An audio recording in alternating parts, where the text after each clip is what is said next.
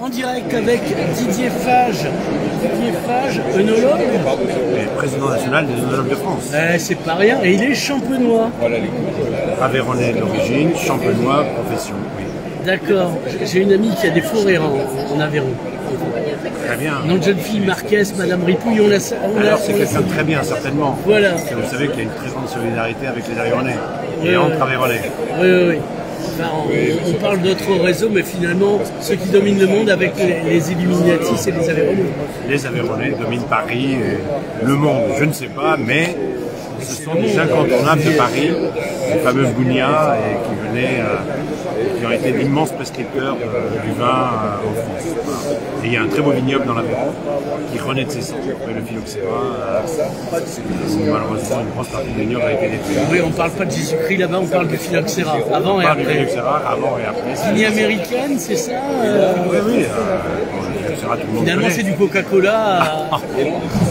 Non, c'est du vin d'Estin, c'est du fer Cervado, c'est des vins d'Ambrail, des vins chaleureux, de terroir, comme on les aime bien, et qui, comparé à d'autres vignobles, finalement, trouvent leur place et leur niche et se valorisent extrêmement bien.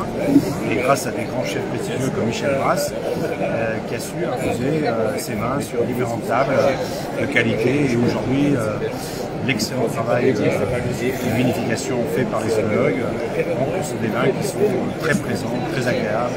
Je vous invite à vous y rendre. Il n'y a pas longtemps à m'inviter. Qu'est-ce que je veux dire? Alors, là, c'est quoi l'enjeu du vin à l'instant T de la France, de l'Occident et du monde? C'est pas rien d'être un représentant du vin français. Alors l'œnologue, c'est le chimiste qui prescrit ce qui déterminera ce qui sortira et ce que le sommelier nous racontera plus. Alors justement, c'est ce que j'allais dire cet après-midi à la conférence. Surtout, ne nous traitez pas de chimiste. Ouais. Surtout, ne nous traitez pas de chimiste. Géologue, vous préférez que vous insulte de géologue? Non, géologue, parce que géologue c'est noble. L'œnologue, c'est la personne. Géologue. Ah oui, j'ai entendu géologue. Oui. J'ai fait la géologie, j'aime ça. Il y a la pédologie, mais l'œnologue, c'est l'homme qui est expert multidisciplinaire et qui élabore le vin et qui respecte les enjeux sociétaux avec une éthique, élaborer des vins loyaux, sains et marchands. Alors, quant à votre question sur les problématiques françaises, c'est un paradoxe, c'est-à-dire que la consommation mondiale augmente, la consommation des vins en France baisse fortement, ça a été dit ce matin, et certains vignobles tirent l'épingle du jeu, d'autres souffrent plus que d'autres, comme Bordeaux actuellement. Quand j'étais étudiant, j'ai connu le Languedoc-Roussillon, où il est passé quand même de 20 millions d'hectolitres à 11 millions d'hectolitres, c'était quand même une purge très sévère, avec des remises en cause fondamentales, et nous sommes les garants de l'élaboration de très bons produits, de terroir, de vin de soie, de vin de plaisir. L'œnologue élabore tout type de vin et n'a pas d'a priori. Alors dans le vin, en gros, il faut aimer les choses pour ce qu'elles sont et pas pour ce qu'on peut projeter dessus. Oui, ça c'est un peu vrai. Hein. C'est ce que un vin de soif, on lui demande juste d'être un vin de soif. Exactement. Pas d'être un grand cru. Et c'est ce que demandent certains jeunes consommateurs. Et l'idée, en fait, c'est qu'à tout moment, on peut avoir du vin avec soi. Le tout, c'est de ne pas projeter. Alors, l'œnologue avec d'autres travaille sur la filière et pour travailler différents cépages. On parlait des vins de l'Aveyron. Moi, j'ai connu des vins de l'Aveyron qui étaient pratiquement imbuvables. Mais du temps du Mexicain, ça rendait aveugle, on a dû arrêter la production. Comme vous y allez. Et l'œnologue, sérieusement, a fait un travail très important parce qu'on oublie toujours le vin est un processus naturel de transformation d'un raisin en vin. Et si on allait au stade ultime, ça serait du vinaigre. Donc il faut que l'œnologue intervienne à un moment donné. Donc, moi, je veux bien ce qu'on veut quand on parle de vin nature. Déjà, ça n'existe pas dans la nature. Maintenant, on doit dire vin sans intrants. Non, les intrants, c'est encore autre chose. Les puristes, les staccanovistes disent, normalement, dans les vins dits méthode nature, il y a zéro, on met rien du tout. On met rien. Sauf que si on ne fait rien, on passe du raisin en tourne vinaigre. Est-ce que les gens sont prêts à boire du vinaigre? Peut-être. Et aujourd'hui, on constate. Les légionnaires et après, ils avaient des conservateurs. C'est pour ça que vous aviez des vins sucrés, coupés avec des épices. parce que c'était les conservateurs, les antioxydants naturels. Aujourd'hui, si vous voulez, les vins doivent subir un processus naturel, biologique. Ça, c'est le rôle de l'œnologue, d'être le garant de cette qualité. Et donc, tout notre travail est là. Mais pour faire ce produit, on doit s'adapter à son environnement. Le climat, la plante, le sol, etc. Et tout n'est pas possible. Ce matin, nous avons vu, dans le cadre de notre journée technique, que la maîtrise des éléments naturels n'est pas possible. Donc c'est aussi à l'homme de s'adapter, de changer. On sait que ça va prendre du temps. Donc voilà, la difficulté est devant nous. Mais l'œnologue, d'autres partenaires, les viticulteurs, les pépiniéristes, etc., œuvrent pour qu'on puisse continuer à élaborer du vin en France. Et non pas, comme certains l'entendent, dire le Languedoc-Roussillon est au sud, donc dans 20-30 ans, il n'y aura plus de vin dans le Languedoc-Roussillon. Je n'y crois pas du tout. On verra bien. Il y aura de l'alcool de banane, mais bon. Qu'est-ce que je veux dire? Tous les fruits se fermentent. Est-ce que l'idée, c'est... là, je me mets à côté d'Alain Potier, qui a une ONG qui propose un statut culturel du vin. Alors, de deux choses l'une, est-ce que c'est urgent pour le protéger et avoir une politique de conquête de l'image du vin auprès du monde entier, ou est-ce que c'est le dernier musée avant la mort?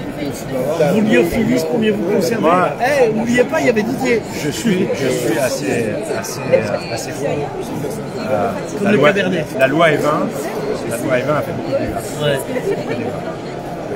Parce qu'elle n'a pas fait de détails. Oui, exactement. Et puis on a focalisé la problématique de l'alcool sur le vin. Alors que ce n'est qu'un... il y a de l'alcool dans le vin. Dire le contraire serait fou. Là, je ne serais pas œnologue si je prétendais le contraire. Donc moi, je trouve que l'idée de M. Potier, que j'ai rencontré par ailleurs, je trouve ça très intéressant. De donner un statut au vin pour lui permettre de pouvoir rester en justice, comme dit, et de pouvoir se défendre. Il nous parlait d'une plante comme le riz, qui a obtenu ça aux États-Unis. Il y a des évolutions. Riz sauvage, voilà. Et donc, ça a des conséquences juridiques. Est-ce que les institutions nationales et internationales seront prêtes? On verra. Mais je trouve l'initiative très intéressante. Et nous aurons prononcé en faveur du soutien des œnologues par rapport au prochain symposium qui est organisé à Narbonne au mois de novembre. Je pense que cette idée, personnellement, je la soutiens parce que je trouve que c'est très intéressant. Et ça va à l'encontre de beaucoup de clichés et ça permet d'apporter une autre dimension, un statut patrimonial, un statut juridique au vin. Je trouve ça très, très intelligent. Et le but du jeu, en fait, c'est de mettre le vin en dehors de ce que a créé la postmodernité, c'est-à-dire un nivellement.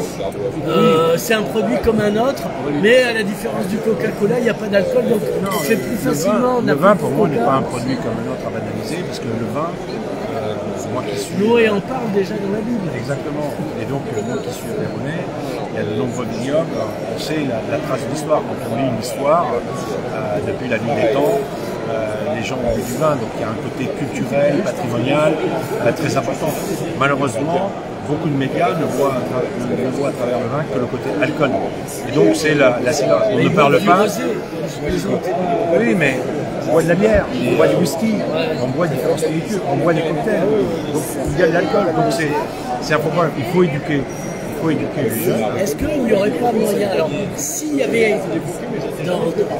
est-ce qu'on veut mettre l'avortement dans la Constitution de la République française? Est-ce qu'il n'y a pas urgence à mettre aussi le vin? Je n'irai pas jusque-là.